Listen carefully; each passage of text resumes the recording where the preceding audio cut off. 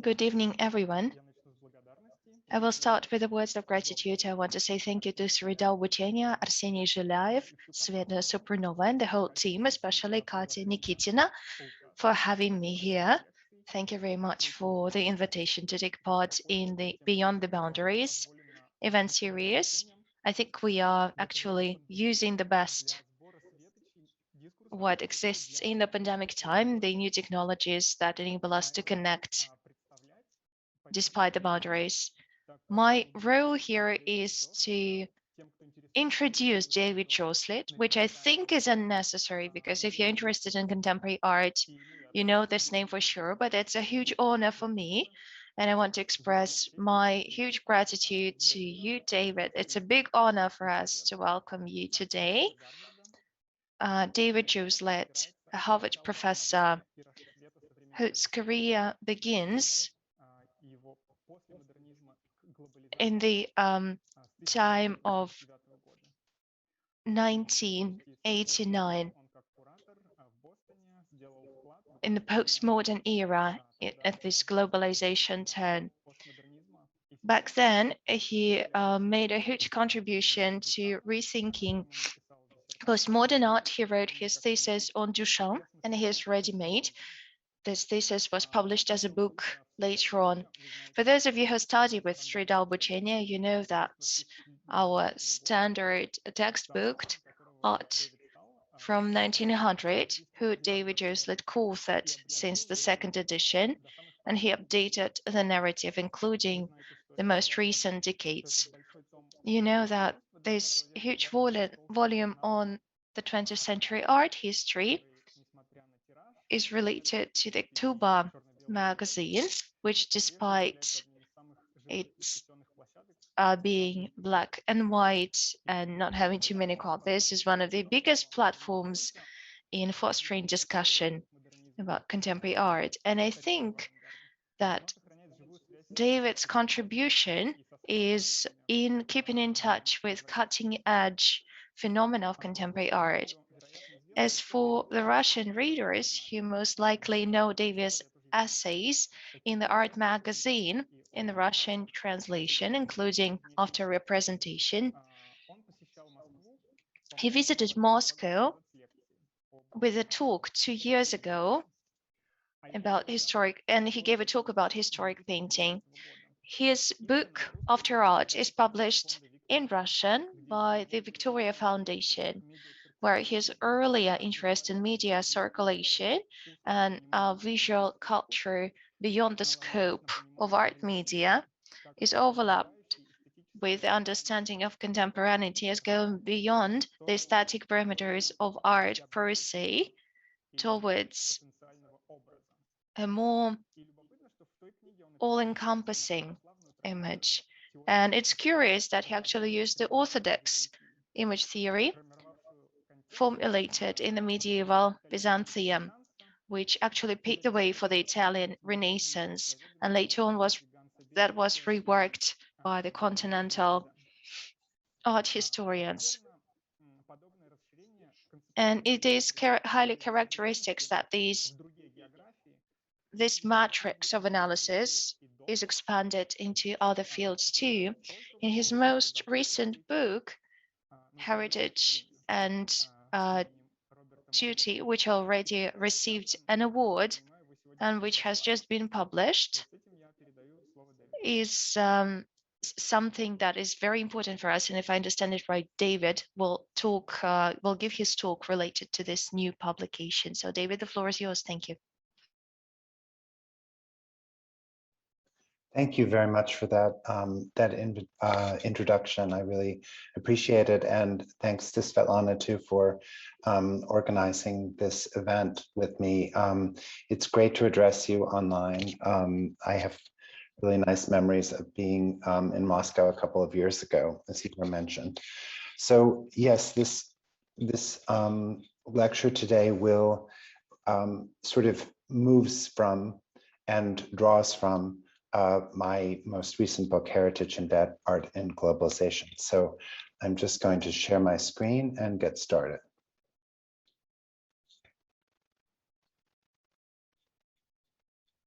Okay, everything okay with the screen? Okay. So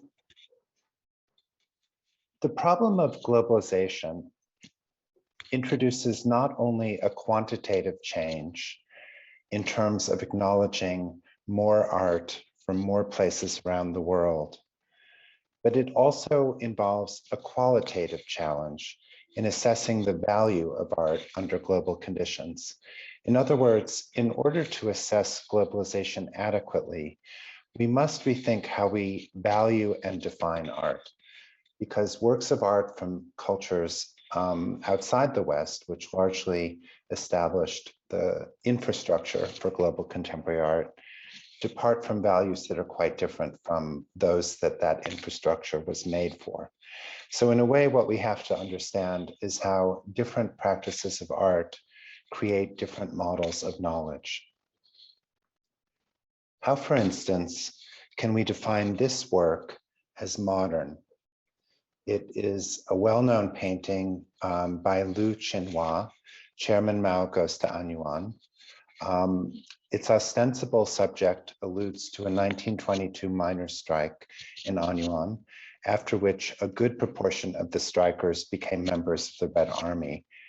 The work exemplifies a more generalized, what has been called a revolutionary romanticism. Its socialist realism is distinct from that, and that was practiced in the Soviet Union, though certainly influenced and directly derived from it in early years. It shows a young and resolute leader literally walking into the future, with the parting of the clouds behind him symbolizing, in the words of the artist, the winds of revolution. So all of these different characteristics that seem to be merely mimetic, such as the clouds parting, the wind that is blowing against Mao, even the redness of his cheeks was often interpreted as having moral and political qualities. In other words, this is not a form of kind of unsophisticated mimetic realism. It's a very highly coded and actually abstract form of representing the characteristics of a leader. Chairman Mao Goes to Anyuan became what was called a model painting during the Cultural Revolution, which spanned between 1966 and 76, after it was endorsed by Jiang Qing, the fourth wife of Mao, and a powerful member of the Central Revolution Group. In her book, Painters and Politics of the People's Republic of China, Julia F. Andrews gives an account of the painting, which became a media icon. And here I'm showing you what a model painting meant, and I'm going to read you a long quote from this book, from which I've learned about socialist realist painting in China by Julia Andrews, as I mentioned a moment ago. What this painting did, why it was a model, was it inspired a huge number of reproductions. And those reproductions were circulated broadly to people and were celebrated, as I'll recount in a moment. So what I'm showing you are prints and a photograph where this painting, the reproduction of it, is being paraded or held proudly, in this case by a multi-ethnic group, in this case by a group of workers, and here also workers who are holding up the picture in several different instances. So let me read this account of how the painting became a model painting. Jiang Qing saw a photograph of the work in 1967 as part of an application to publish it. So already the painting was sort of directed toward publication rather than circulating as a painting. So her quote goes on, "She requested that a viewing be held, after which she decided it was a suitable model for cultural revolution art. The following year, People's Daily, an important publication, distributed a color reproduction nationwide, and that's what you're seeing here, the color reproduction. Parades and festivals were organized to commemorate the publication, with pretty girls in new blue overalls dancing in front of multiple reproductions of the picture. By the fall of 1968, it was institutionalized as a model painting, again, that term, and copied by aspiring artists throughout China. With the publicity blitz of 1968, almost every Chinese with even the remotest interest in art became aware of Chairman Mao Goes to Anyuan. The artist believes that 900 million copies were eventually printed.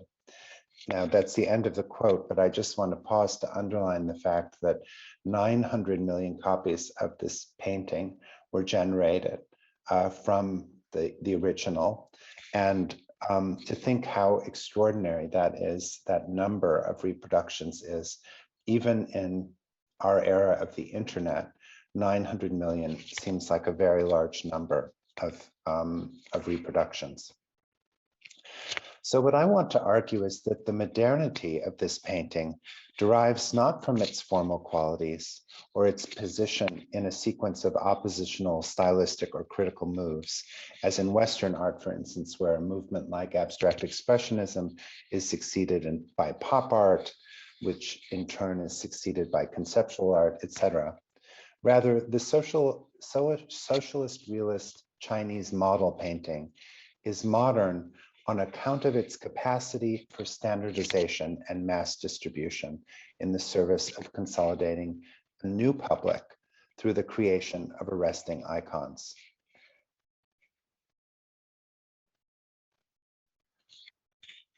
So let's develop this argument about modernity having to do with a kind of mass culture, which is an argument that was made within Western modernism many years ago as part of postmodern thinking by scholars such as Tom Crow and Hal Foster, for instance, Benjamin Buchloh as well, many people associated with the earlier generation of the October group that Igor mentioned.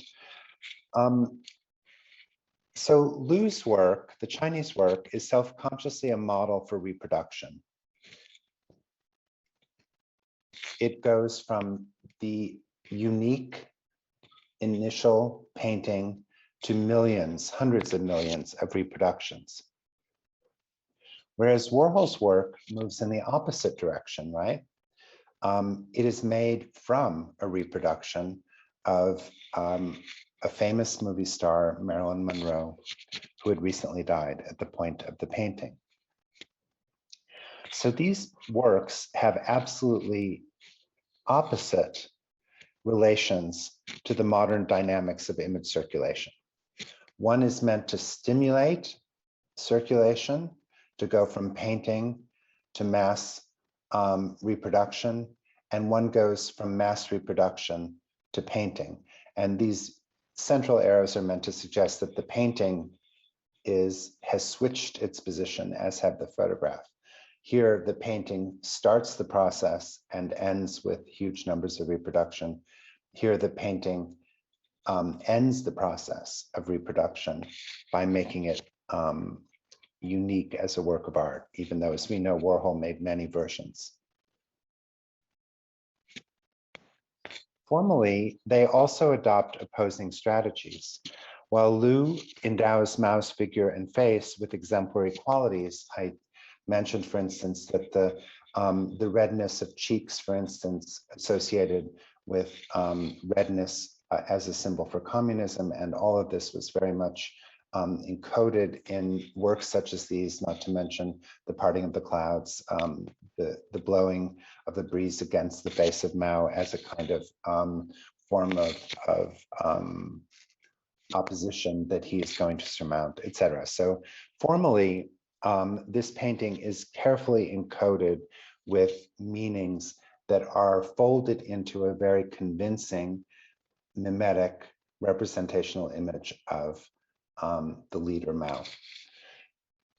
Whereas Warhol does something very different, right? Warhol breaks down the image into different layers of color through the silkscreen technique, which is probably most of you know. Silkscreen is a form of printing where you can photographically project a kind of template onto silk, which is permeable to ink, so that certain parts of the silk do not allow the ink through, and others do, so that you get a block of colors such as the yellow hair, the green highlights, the blue face, the red lips and collar, etc. So the important thing here that I'm trying to argue is that while Mao's image is being constructed, Warhol is taking apart, or one might say deconstructing, the image of Marilyn Monroe. Also, on the level of perception or consumption or spectatorship, the two paintings are almost opposite in the kind of destination that's imagined for them. On the left, I'm showing you a picture that was taken from Life magazine, a very popular photo magazine from the mid-century in the United States, mid-20th century, that shows a private collector, Leon Krauscher, in a bedroom in his house, surrounded by many different pop paintings. There are 4 Warhols here. This is Liz Taylor, Jacqueline Kennedy, and here's the Marilyn Monroe, another Jackie Kennedy. This is a painting by Roy Lichtenstein. So what you see here is that the kind of Euro-American model of consumption has to do with the private collection. And here in the Chinese context, the whole idea of this painting was to disseminate it as widely as possible. So not as private property, but as public property. From a conventional Western art historical point of view, Chairman Mao goes to Anyuan is disqualified from being judged as modern, precisely on account of those qualities which give it a different form of modernity, or an alternate form of modernity, its production of a mass public. Whereas in China in 1967, art is in the service of creating a fledgling mass public. Don't forget that these paintings were kind of like Life magazine on a certain level in their reproduction. They were made available to enormous groups of people who had very little access at that time to other forms of mass media. Whereas the Warhol is about understanding the slightly more sinister consequences of a mass public, the kind of creation of celebrity as a form of travesty, as a form of drag or something like that, in terms of how the face becomes this kind of cosmetic projection. So what I want to argue is that there's a kind of cognitive dissonance between these two forms of modernism, because they arise from different models of modernity that are encoded in their formal differences, but that don't necessarily compare to one another. In other words, the Lou painting is modern for a whole set of different reasons that don't so much have to do with form than the reasons that the Warhol painting is modern. But before I propose a set of practices that might address this cognitive dissonance, this difference between two different kinds of modernity, I want to make it clear that it also exists internal to Europe and the United States, to the West as well. So in order to do that, I want to think about how work such as this, which now has been celebrated for several years in a sort of post-feminist moment. It was a project that was done by a series of feminist artists in Los Angeles, including Miriam Shapiro and Judy Chicago and others, where they took over a house in the Hollywood neighborhood of Los Angeles and created installations within it. So here there were artworks about the domesticity of women, as well as various forms of cosmetic and bodily function, as these two bathrooms suggest. So both of these bathrooms have to do with redness on some level, but one, the lipstick bathroom, and these were all within this single house where there were different installations. The lipstick bathroom is covered with red lipstick and a kind of accentuation, exaggeration of a cosmetic, almost like this kind of cosmetic dystopia. And here, a series of, in the menstruation bathroom, there are a series of used sanitary napkins that also introduce this redness and a kind of exaggeration and confrontation with the bodily functions of women's bodies. Now, this work is generally thought of as feminist and often also as what's often called essentialist. In other words, as suggesting that there is an essential difference between men and women that's encoded in their biological makeup. But what I'd like to suggest is that it's perfectly possible to think of Woman House as a critique of the museum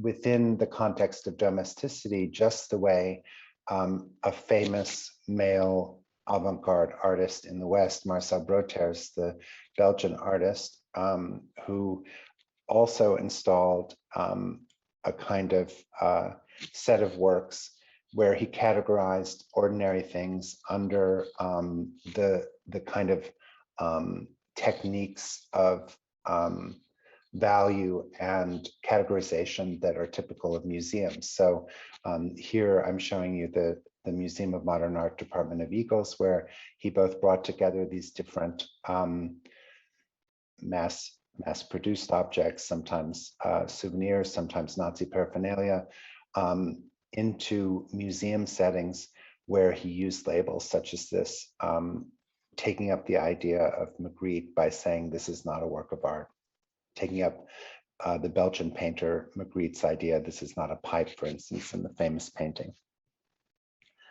So Broter's tracks a single figure, the eagle, across several different manifestations in a strategy that is comparable to Judy Chicago's tracking of sanitary napkins and tampons in menstruation bathroom. But Broter's is labeled institutional critique, and Judy Chicago is labeled feminist. So this is sort of going back to this difference here. The point that I'm really trying to make is that there are different modes of modernity between different national or developmental contexts, and also within different regional contexts. And seldom has Woman House, for instance, been discussed as a form of institutional critique.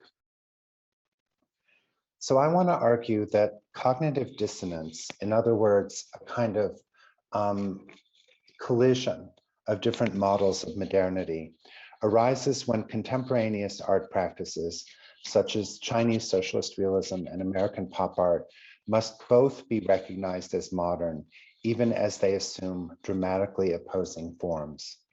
This dissonance is what characterizes global contemporary art. This dissonance which characterizes global contemporary art calls for what the philosopher and cultural critic Boaventura de Sousa Santos has called cognitive justice.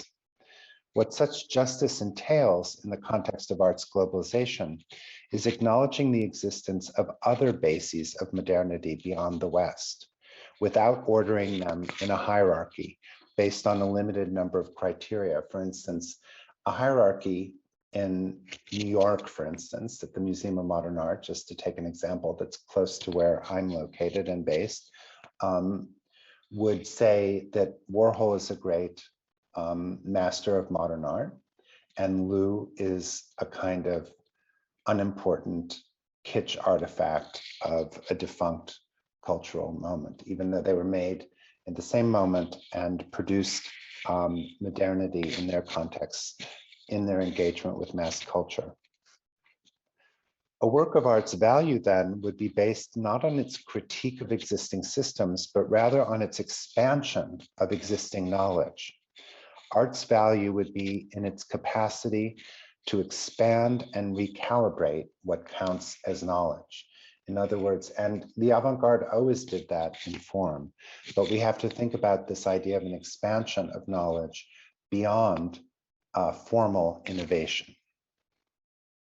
For Santos, Cognitive justice is therefore a necessary response to the line between hegemonic knowledge, whose most powerful forms are Western science and law, and other kinds of knowing, such as indigenous uses of plant medicines, which Western science tends to dismiss as mere custom or superstition, unless, of course, it finds ways of copywriting and monetizing them. And this has happened frequently, right? When traditional medicines or medicines drawn from, let's say, Latin America are extracted by drug companies and sold as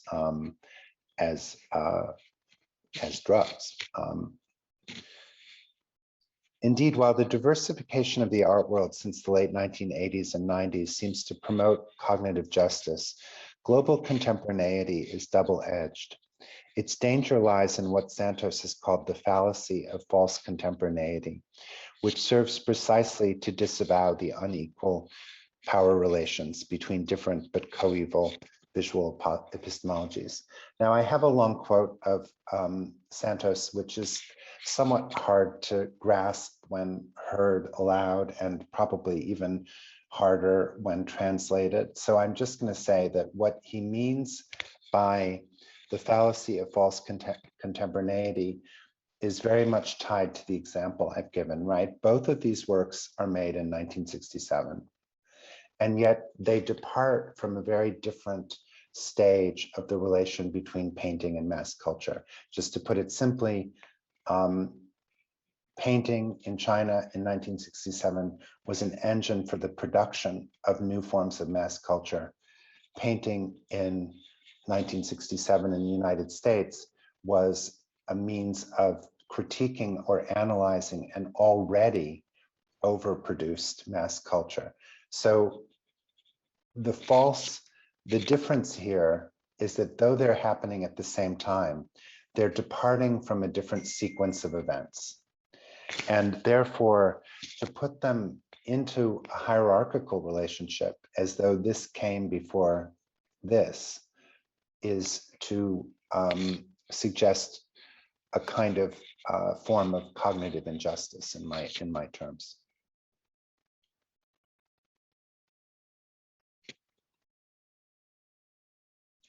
So this condition leads to 3 points, I think. First, that alternate forms of knowledge, including different foundations for modernity, need to be respected, cultivated, and preserved. In other words, we don't just need to find forms of art from around the world. We must also understand different genealogies of knowing and of modernity that look different from what we think of as modern. Second, their non-contemporaneity with one another must be acknowledged in a way that is not hierarchical. In other words, the different stages of moving into modernity visually should not be considered hierarchically better or worse than those in another place. And in the case of Liu and Warhol, this means understanding the different form of knowledge each artist aimed to produce, as well as acknowledging that in the same year, 1967, China was at the beginning of producing a mass culture, whereas the United States was experiencing its full accomplishment and beginning to understand the problems that arise from a highly developed mass culture.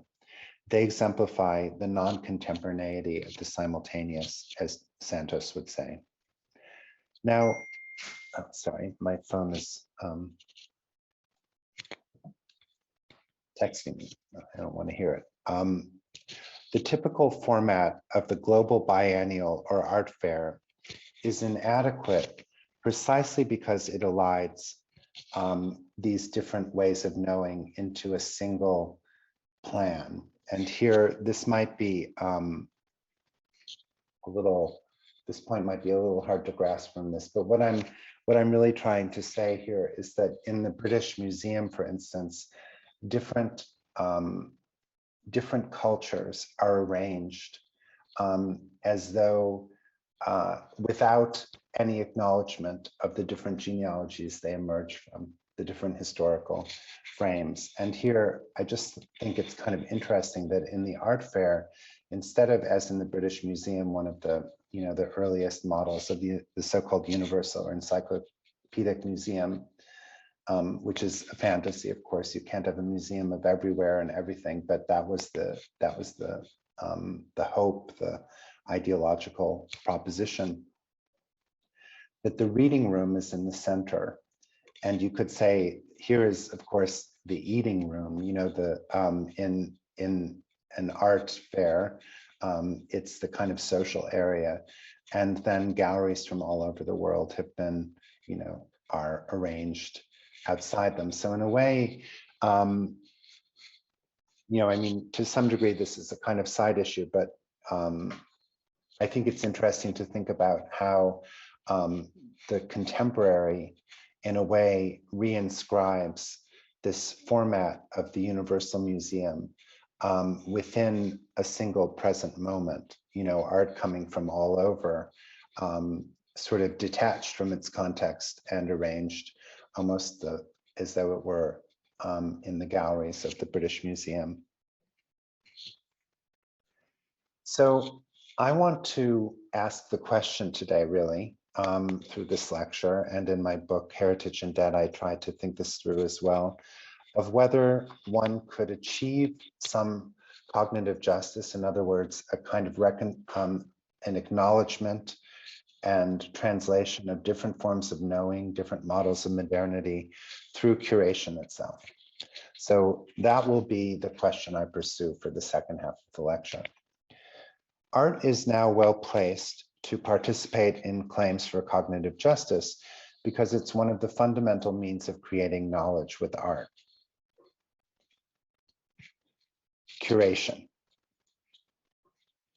is also one of the most important means of curation is one of the most important means of producing value well beyond the art world. So what I'm trying to say is that what we do within an art context, we curate, we aggregate works of art. This has now become a form of creating value well beyond the art world. And here are just some sort of random ways that curated is used in advertising.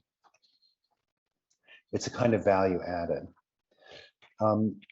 Alongside the rapid increase in number and prominence of biennials in the 80s and 90s, there was also a small class of celebrity curators who emerged, including these figures. Sadly, Okwuonwezor has died a few years ago, who, whether working full-time in museums or not, are best known for their organization of major international exhibitions like biennials. So on the one hand, there is the idea that curation adds value outside the realm of art, in other words, selection, the principle of selection, but also there is a kind of rise of the celebrity curator. During the same period, curatorial studies programs and publications devoted to curatorial practice, ranging from books to dedicated magazines, also expanded significantly, shifting the critical discourse on contemporary art toward curatorial as opposed to academic and critical judgments. Now, I would argue in some ways that thinking about curating has replaced thinking about contemporary art in many realms. Perhaps the most consequential dimension of this multifaceted tendency is the one indicated by Elena Filipović's conclusion in her recent book, The Apparently Marginal Activities of Marcel Duchamp, that for Duchamp, the curatorial act is a creative act. So for artists as well, curating becomes creating. Not only are curators now considered auteurs, like film directors, but the way artists work is often curatorial, not only in the narrow sense of organizing exhibitions, but also in producing works through the selection and arrangement of appropriated material by aggregating it. And here I just put together what is probably familiar to any of you who follow contemporary art, is that this kind of curatorial or aggregating strategy of bringing together materials that are appropriated in some way or offered up to viewers to manipulate is a strategy that spans the globe. So here are 4 continents represented. Song Dong's work, Waste Not, from 2005, where he took all the possessions of his mother's home and laid them out outside as a kind of allegory of Chinese, the generation of the Cultural Revolution that we were just thinking about, the kind of tendency to keep everything that they had. Rivan Neuenschwander, an artist from Brazil, so Latin America here, in a biennial work asking people to type with typewriters that have no Roman letters, just punctuation, and put them on the walls. Nicholas Lobo, an artist from South Africa, who makes these strange figures from sewing machines and sculpted figures and sewing. And then Isa Gensken, the German artist who is known for using mannequins, etc. This is just to indicate how, how completely ubiquitous this kind of strategy is across the world. Now, as significant as the curatorial effect is within the visual arts themselves, the degree to which it's migrated beyond those precincts into broader consumer worlds, as both a form of knowledge and a form of distinction, is even more striking, as I mentioned. As Stephen Rosenbaum argues in his book, Curation Nation, and this isn't a scholarly book clearly, but it is an indication of how the idea of the curatorial has entered into a kind of popular mass cultural realm as a form of creating value. In this book, the author, Stephen Rosenbaum, writes, "Humans aren't extra or special or enhancements. Humans are curators.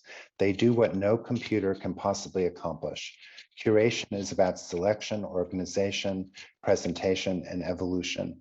While computers can aggregate content, information, or any shape or size of data, aggregation without curation is just a big pile of stuff that seems related but lacks a qualitative organization," unquote. So according to this reading, curation is the human form of the algorithm, right? Algorithms aggregate things, they search for things, but we as human beings can do this in a way that the algorithm can't. Now, the principle at the heart of curation thus organizes not only global culture, but transnational commerce as well. And here I'll just go through these very quickly. This is a data mining diagram. Basically, data mining is a form of curating data, selecting it in order to understand patterns and to create value out of it. Here it goes from data to diamonds, punning on this idea of mining. And nor is such curatorial aggregation limited to the digital economy. This is a diagram I found that is really striking, that gives you a sense of how something like an airplane is curated from parts and industries all across the world. And this, of course, is in order to make the best use, from a corporation's point of view, of pricing, labor, and specialization throughout the world. So a single plane here has parts from the United States, Canada, Australia, Japan, Korea, and Europe. So 3 continents. I'm sorry, this slide is so small, but it's something so familiar to all of you that it's really only meant to indicate it. And it is all of the different ways that we curate our lives online, through Google, through Pinterest, through Instagram, et cetera, and all kinds of YouTube, all kinds of media that I'm too old to even understand exist. So ultimately then, I would argue that search is curation by algorithm, and curation is a bespoke form of search. In other words, a tailored or personalized form of search that is human. In fact, the latter ideologically dignifies the former. Curatorial activity, in a sense, is the human face of an algorithm. Globalization runs on the epistemology of search. It is the age of curation, which is why museums, biennials, and art fairs are among its most paradigmatic institutions. Now, I'm going to make the kind of third sort of switch in my talk now and finish by looking at a test case of a particular museum in Singapore, the National Gallery of Singapore, that is trying to, in some way, to acknowledge different histories in its own past through a curatorial or museological frame.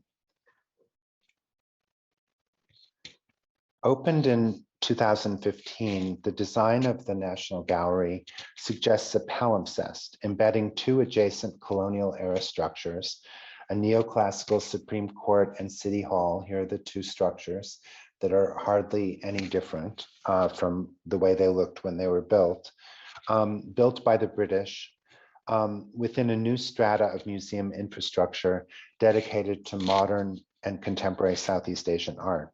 The facades of both historical edifices have been kept intact, and with the exception of painstaking restorations in areas of special historical significance, like the City Hall chamber, where the Japanese occupation of Southeast Asia was ended after World War II. And here I'm showing you that in historical photographs, and then what it looks like restored. Their interiors, so this is an instance where a particularly important historical event took place in these buildings, and in that case, in those situations, they are restored, but elsewhere, the interiors have been made into state-of-the-art galleries, which could be really found in any museum, any state-of-the-art museum anywhere.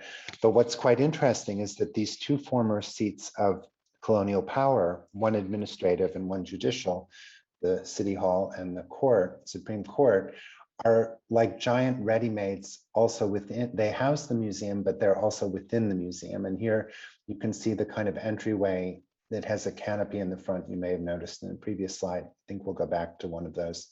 But within the building, you can see these two colonial buildings very clearly. That here is what I'm talking about, that entrance area. This is the front entrance. You go downstairs to a kind of circulation core, and then you can see these two buildings. So it's almost as though they're parts of the collection as well as housing the collection. They're not only housing the history, but they're part of the history. Indeed, the gallery's inaugural exhibition of Southeast Asian art, Between Declarations and Dreams, dates the history of modernism in Southeast Asia to colonial contact. So in a sense, these two buildings are a kind of initiation of Singaporean modernity.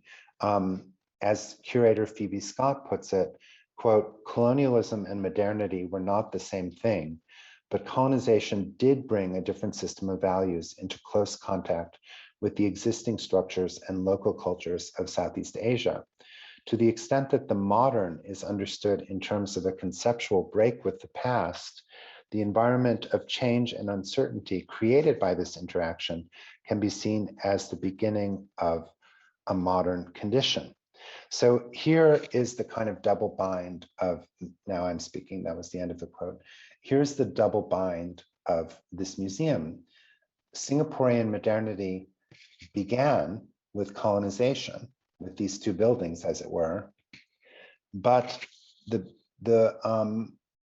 it's a post-colonial museum that is meant to suggest a modern post-colonial state. So the colonial institutions absorbed by the gallery are thus not merely generic repurposed heritage sites. They are artifacts of the colonial origins of Singaporean modernity that the National Gallery is tasked with simultaneously excavating, as though in an archaeological excavation, and reframing, and they're doing this with art. The close association of the museological operation to the very political foundations of Singapore is indicated by the historical interiors that the gallery, as I mentioned a moment ago, chooses to preserve. In addition to the room commemorating the end of the Japanese occupation that I mentioned a moment ago, there's a permanent exhibition that I'm showing you documentation of here, Law of the Land, which opened in 2016 in the former Chief Justice's chamber in the Supreme Court. Remember, that's one of the two buildings that form the core of the museum, which traces the nation's constitutional history from its founding by the British in 1819 to independence in 1965, with documents borrowed from the National Archive. So here, the colonial constitutional is the kind of is included within the museum as a kind of starting point, as it were, or the excavation of a foundation of colonial modernity that is transformed into post-colonial modernity, as I'll show you through art. At the street level, here I'm showing, here's where that canopy is between the buildings where you enter, and then you go down stairs to this area that unites both of the historic buildings. This subterranean level rhymes architecturally with a layer of rooftop amenities. And here is the subterranean, the basement concourse. And here it's hard to see. As I'm sure you know, it's extremely hot in Singapore. So they're using this kind of,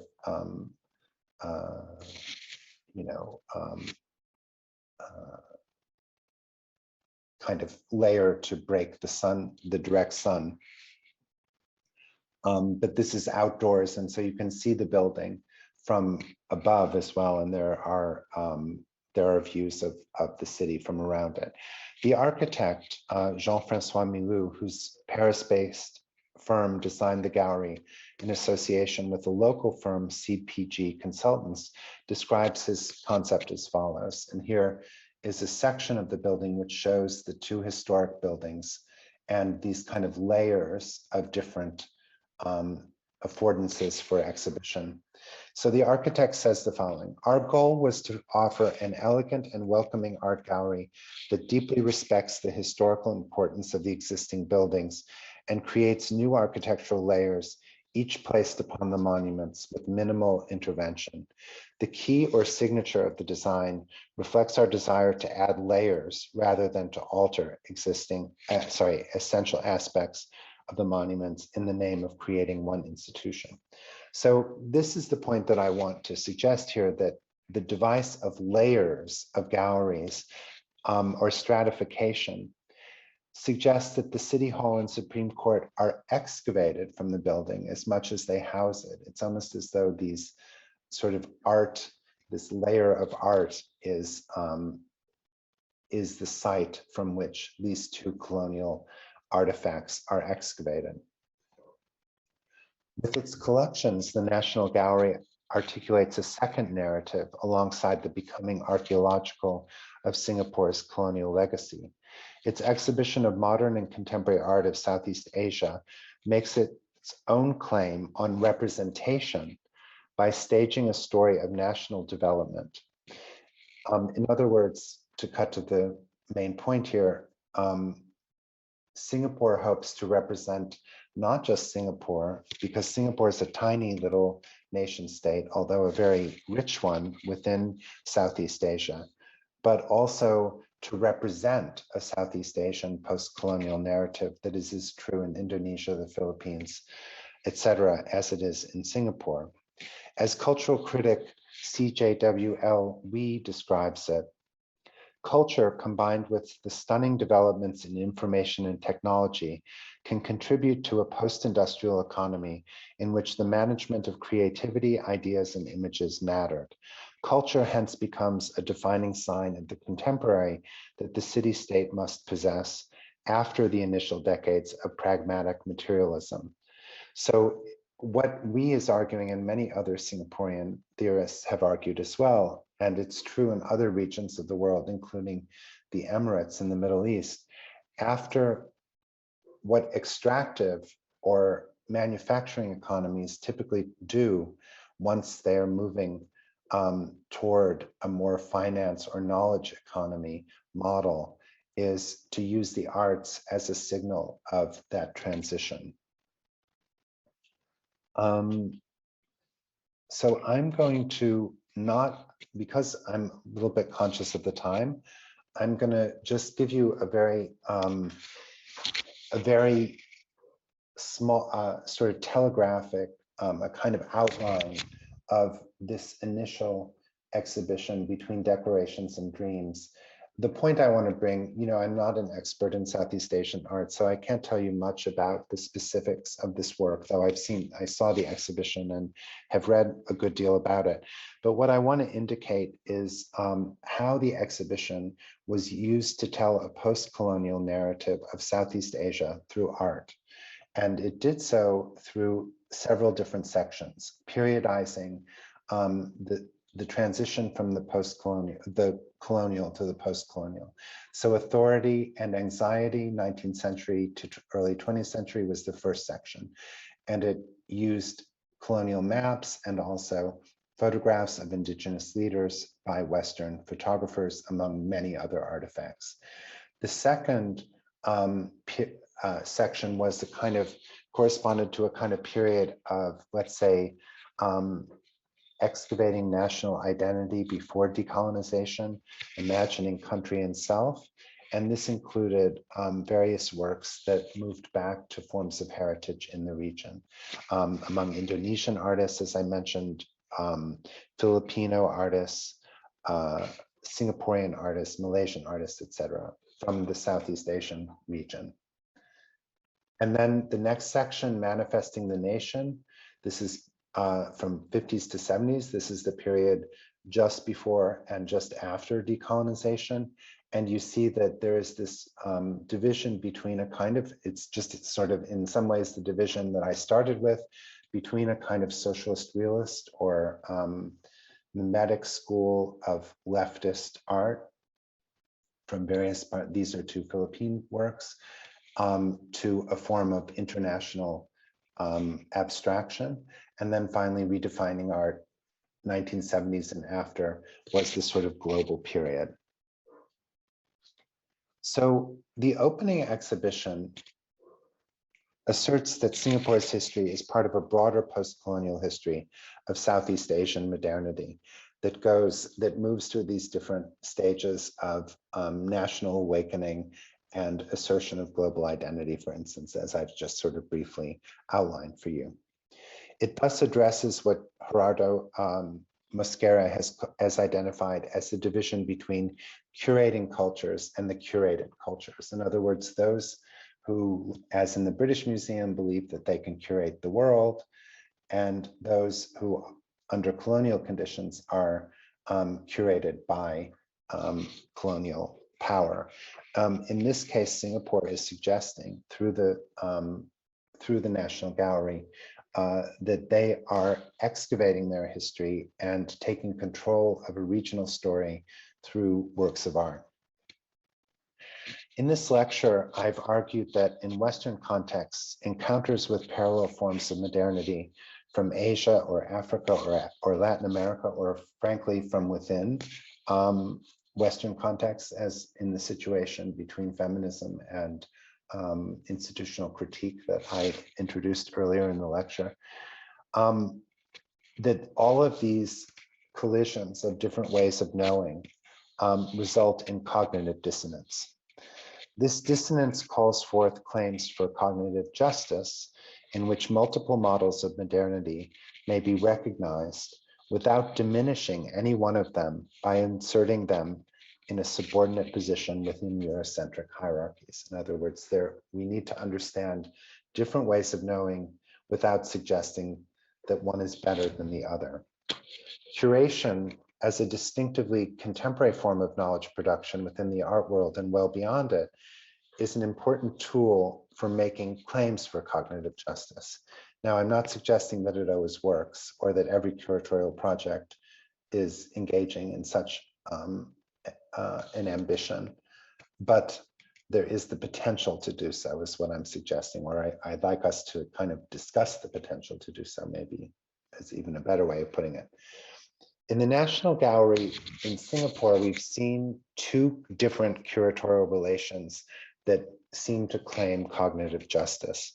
The first, in the first of these, the post-colonial museum excavates its colonial genealogy, literally by not only by appropriating these two kind of core institutions of the colonial past and reframing them both in historical galleries dedicated to that past, as I showed you, but also in a contemporary post-colonial art narrative. An archaeological site, an excavation, embeds remote times within the present moment, right? So when you go to an archaeological excavation, it's almost as though the past has erupted through the present. The past, in this case, colonialism, becomes contemporary as the contemporary is juxtaposed to colonial history. Excavation, as the philosopher Michel Foucault asserted in his Archaeology of Knowledge, is an antidote to the teleological historicity characteristic of imperial temporalities. In other words, the idea that different ways of knowing should be hierarchically ordered with a Western European model at the top of the hierarchy. But the National Gallery, like other comparable museums around the world, is making a second move. Beyond calling for cognitive justice, it presses for an expansion of knowledge, which follows a different time signature, the synchronization of affiliated nations through representation. In other words, it hopes to represent a region, not just a city-state, but an entire region. And this might be quite problematic, especially given the nature of Singapore. But here from the website, the art and soul, not of Singapore, but of Southeast Asia. This is the creation of solidarity according to principles not governed by Western values. Again, it's a Southeast Asian post-colonial story. Even if exploiting methods and technologies that may have originated in the West, such as the particular kinds of museology used here.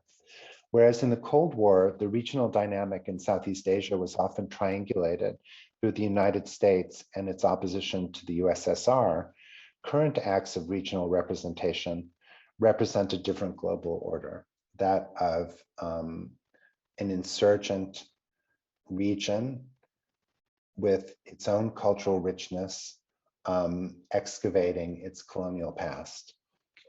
It's not a Cold War story. Now, just by way of ending my remarks, there are serious ethical questions here. Singapore is an authoritarian nation that supports the arts as much for their utility in economic development as for their capacity to claim cognitive justice. So Singapore is very devoted to making itself a cultural capital. And as I mentioned a few moments ago, this is very much in line with its efforts, well, its success in becoming a finance capital. Because in order to attract high-level labor, investment, et cetera, a kind of cultural infrastructure, a cultural identity, this is one of the points of my book, Heritage and Debt, is absolutely necessary. But the National Gallery, like many new global museums outside the West, is experimenting with an anti-imperial curatorial grammar, one that may conjugate new relations among and between alternate forms of modernity. Cognitive justice is crucial for claiming any other form of justice. In other words, unless we understand that people know differently, other forms of global reconciliation will fail. So it seems to me that the two tools that the National Gallery in Singapore propose here, excavation and representation, are important tools in this struggle for cognitive justice. So I'm going to end there and welcome your comments and questions. Thank you very much, David, for such an interesting talk. There is a question from our audience, and I would say that it's disarmingly simple in its formula. Why do we fight the cognitive injustice? I mean, what is bad about the cognitive injustice? And I would add another question. Is it related to racial and gender equality, to geopolitical democratization, or other phenomena? Yeah, I mean, it's a great question in its simplicity and in its really razor sharp effort to get at the kind of core ideology of my own presentation here. I'll just tell you why it seemed important to me in this context, because I actually think it's more, I'm quite stimulated by the idea that maybe, you know, it's an unnecessary problem, though I'm pretty sure I don't agree with that. But let me just say that in the problem that I set myself in this project, which was to understand global contemporary art without presuming that art outside the West that did not participate in a kind of avant-garde and post-avant-garde development was not necessarily derivative. And in order to understand, I mean, you know, people say things are derivative all the time in public and in writing. They tend not to say that, but I just felt like if you're going to confront the question of globalization from the United States, which is what I was trying to do, that you have to in some way deal with this question of what is derivative and what is not. And it seems to me that the only way to do this ethically and truthfully is to recognize that there is not one matrix of value, but many. And there is not only one kind of modernity, but many. And therefore, it is important to understand the premises from which those others depart. So from that point of view, I do think it's important. Now, okay, I want to say a few things because I mean, it's your question is a great model of questions because often the shortest questions are the ones that are the most complex, which is very exciting. You also asked about the question of race and gender, and yes, I think that this absolutely has to do with those issues. I mean, especially in the American context in which I exist, the dual oppressions of Native American indigenous peoples whose claim to knowledge was completely denied by settler colonialists in the United States on the one hand, and the legacy of slavery on the other, which is very much alive still in this country, has to do with not granting Black people who were enslaved, you know, the status of humans, the status of people with knowledge, basically. And so, yes, I do think it has to do with racialized and ethnic conflicts. Now, whether it has to do with, and I also think it has to do with gendered issues as well, but whether it has to do with class conflicts, for instance, or income inequality, I mean, I think then one could move from, you know, if you think about cognitive justice, not in an art context, but in the context of education, and you think about the kind of inequities in terms of access to education and how that follows people from early in their lives through adulthood, then yeah, I think that the relation between knowing and thriving as a human being is a very it's a very powerful one. But I also feel like the indication of your question, like, should this matter, is really interesting. I mean, I think actually it's a question that can only really be answered in a set of specific contexts. So what, if we were in a classroom now, instead of in this kind of, dispersed, decentralized Zoom situation, it would be really interesting to kind of think about a specific context in terms of what this would mean. I mean, the Singaporean context, is very mixed, for instance, because you could argue, and I couldn't really argue back, that all this so-called cognitive justice is doing is creating wealth for elites in Singapore who are able to project themselves as a multicultural center that will draw investment and kind of highly educated workers, which, by the way, they kind of explicitly enumerate as their policies in a set of documents. So this isn't even a projection on my part. I mean, it's like written down by the government. It's complicated. Anyway, I'll stop there. Maybe there'll be a follow-up, or maybe there won't. У меня вопрос о курировании. I have a question about curating. The existing biennials, art fairs, exhibitions, even Art Basel, and you showed the image of it in your presentation. Do they promote cognitive justice? I would say, I mean, if we... Oh, go ahead. Go ahead. Автор, которого вы цитировали, if we take the author that you quoted, Boaventura de Sousa Santos, he writes about the epistemological character of recognition. And an exhibition, I think, is already about recognition.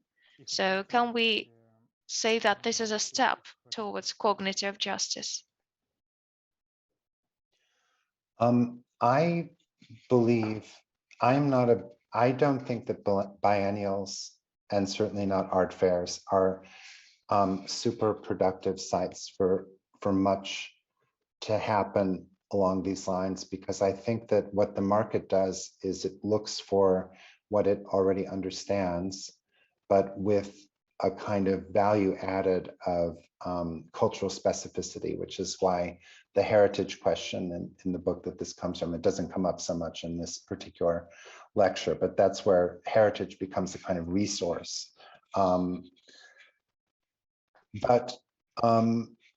What the problem is in these biennials, and I don't go to art fairs, but I have been to a lot of biennials, is that there is a kind of leveling effect where you don't really have much of a sense of where artwork A, let's say there's something from Singapore next to something from Sweden, or even next to something from the Philippines, you don't really have a strong sense of what kind of cultural frame caused that work to appear. So what I would prefer, I mean, not that anyone is going to follow this advice, but what I think would be a better model is if biennials had a specific, were based on a set of actual historical encounters between different cultural regions or actors, etc., so that there was a kind of narrative of encounter and a historical genealogy for the present. Because what biennials do, is evacuate history, right? I mean, everything is now, and it is that kind of false contemporaneity that Santos talked about. So with that said, I think there was a moment early on when international exhibitions were just beginning to proliferate in the late 80s and 90s, when people were really thinking more expansively about what they could be. Like the Havana Biennial of 1989 was a so-called South-South set of interactions that bypassed the North or the Euro-American kind of hegemony in the art world. So, I mean, I think there are, yeah, historically, they had an important moment. At the moment, I don't think that they're enormously productive, no. Еще тут вопрос поступил из аудитории по поводу Another question from one of our listeners today is about art that can be set aside when the curation idea emerges, art that can be overlooked, and how do we redefine the idea of an artwork, its identity, its uniqueness in the world of curation when artists become curators, as you've mentioned? Mm-hmm. Well, I mean, I'm afraid that I'm going to boringly sort of use the second answer, because I mean, the answer I gave already, which is I think what curators can do, which is not what they always do, and what artists I think are less interested in doing, or less a part of their you know, their project usually, is to think historically in a different kind of way. I mean, I think that you know, the promise of a professional curator is a certain kind of historical frame that an artist may not bring to their work. And I think that that could be very useful. The second thing I'll say is that I actually, you know, began my career as a curator, but at a museum that a contemporary Kunsthalle, basically, that didn't have a collection. And I think the only thing I regret in terms of what I've been able to do in my own work is that I never was able to work in a museum with a collection, because I do think that the collections are very interesting sites that artists, I mean, artists have intervened in collections, but I think that curators can intervene in a different kind of way, in a lot of different ways, in terms of, you know, thinking about how objects arrived in that collection, about different historical frames in the life of the institution, in terms of how works were reviewed. I mean, I think some of the, and valued, I think some of the most interesting projects in recent years have precisely not been in biennials, but been in museums that collect, because there is that history almost already there that can be excavated. And that to me seems much more exciting than a kind of, you know, sort of gathering together of the next hot 80 artists who will be, you know, there will be another next hot 80 artists next time, basically.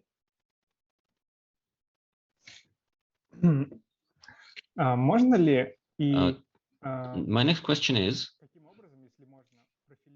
can we, and if yes, then how, profile Russian and post-Soviet art as post-colonial, as something that fits into this context? And another question that we got about local heritage and the Orthodox aesthetic tradition. And I must say that our context here is quite complex, because it's post-Soviet, peripheral, secondary in the global system, but Russia is by itself a former empire with its own history of colonial violence, its own residual regional hegemony, and lots of internal contraindications, lots of internal controversies, because I myself represent an ethnic minority. Mm-hmm. Yeah, I mean, this is another terrific question with a lot of parts. So this, I'm going to refer to work that you all, I think, know. Well, everything I'll refer to in this answer will be, you all will know more than I do. But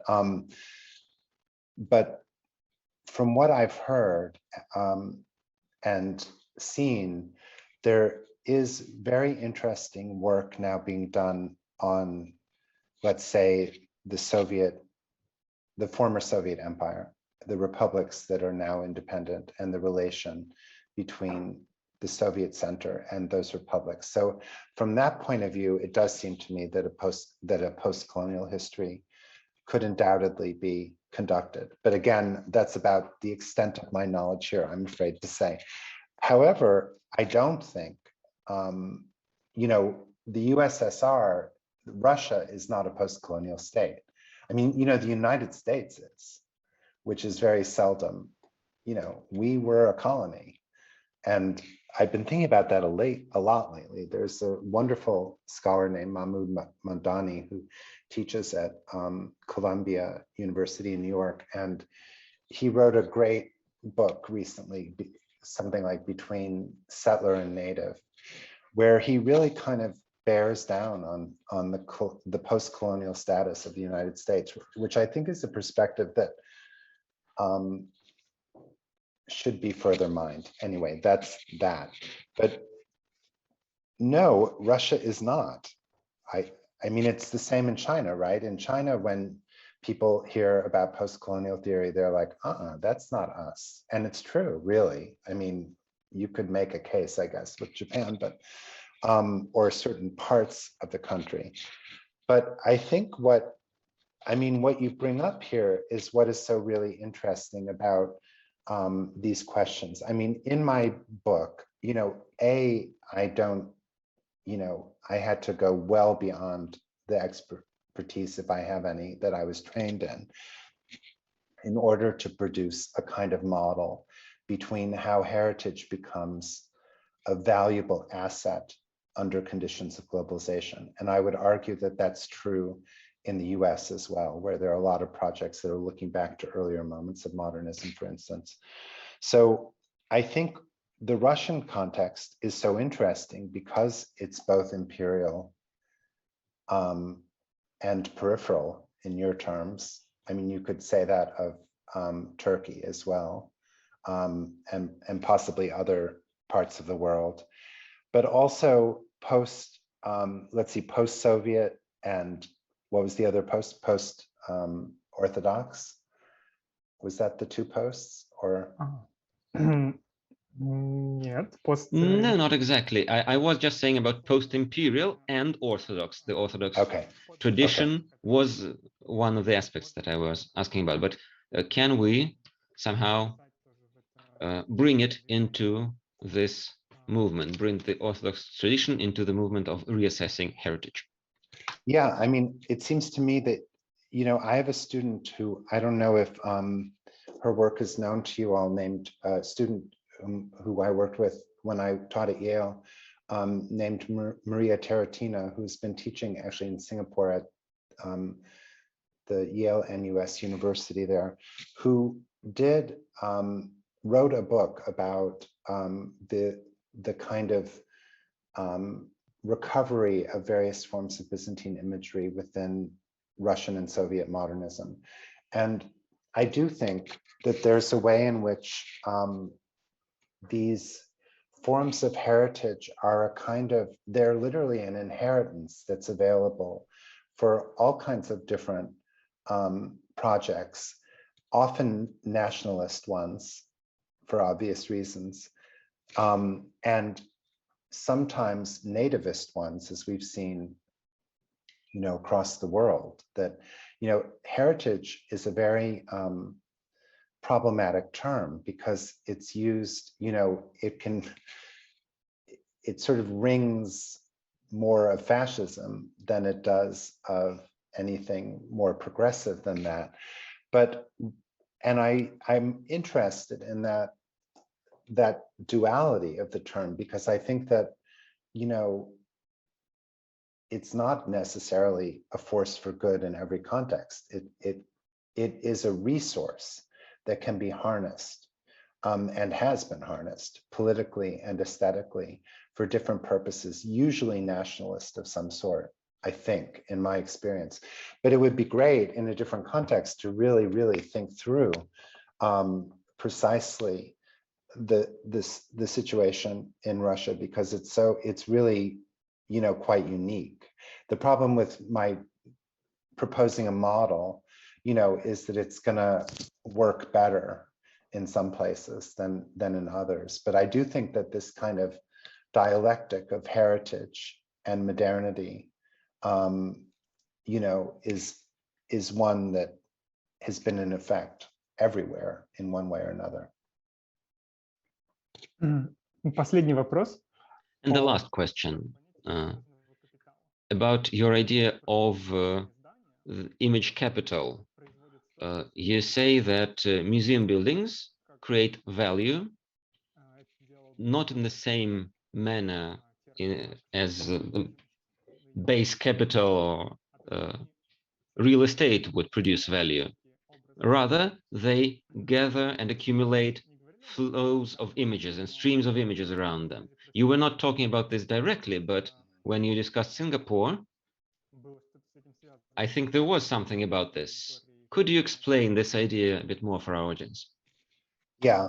And again, this is not an affirmative argument about culture. It's, you know, part of what happens in globalization is that culture gets used, it seems to me, to humanize knowledge economies, basically. So most of the new museums around the world that have grown up in places where museums were not an institution known for, you know, for a long period of time since the 19th or early 20th century, are places that have transitioned from either extractive or manufacturing economies into knowledge economies, or who want to do that. And so I think that image capital is about how cultural images can produce the image of a cultural place, right? Can create value and specificity in a world where, you know, where specificity, you know, one of the things that globalization does is it does make places more similar. I mean, this idea of a flattening of the world has been rightly criticized, but on the other hand, there is a way in which modern global infrastructures have made many places seem superficially similar. And there is value in creating particular places. And I think that the accumulation of images in museums and the accumulation of the image of a place creates that value, and, you know, and draws to it forms of real investment. It's not merely soft power or ideology. It's actual investment and becoming appealing to a kind of desired international labor force. So Hong Kong, for instance, you know, given what's happening in Hong Kong these days, it will be interesting to see, you know, if that makes a difference, if it makes a difference, if there is more and more a kind of crackdown on cultural freedom, whether that will make a difference with regard to business or not. An artist friend of mine who just moved back from Hong Kong, who is from Hong Kong, but now is living in New York, thinks that they'll figure out a way to keep business thriving despite the kind of cultural crackdown. But I think there's a real balance there.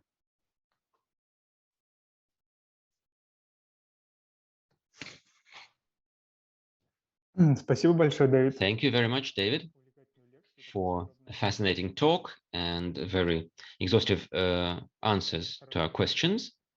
That's it for us. Have a nice day or evening, and we're wrapping up. Thank you.